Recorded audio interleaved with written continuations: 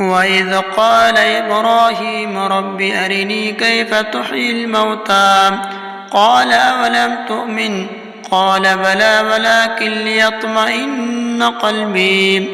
قال فخذ 4 من الطير فصرهن إليك ثم اجعل على كل جبل منهن جزءا ثم ادعهن يأتينك سعيا واعلم أن الله عزيز حكيم مثل الذين ينفقون أموالهم في سبيل الله كمثل حبة أنبتت 7 سنابل في كل سنبلة 100 حبة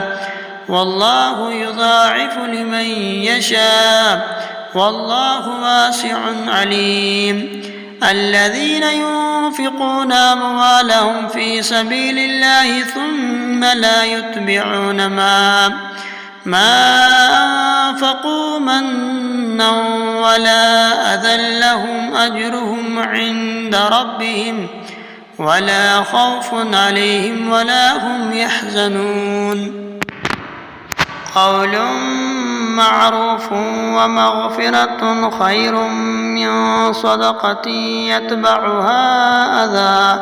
والله غني حليم يا أيها الذين آمنوا لا تبطلوا صدقاتكم بالمن والأذى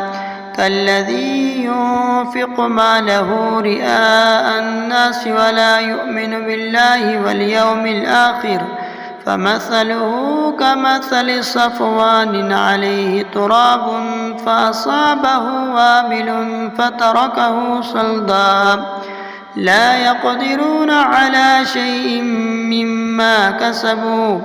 والله لا يهدي القوم الكافرين.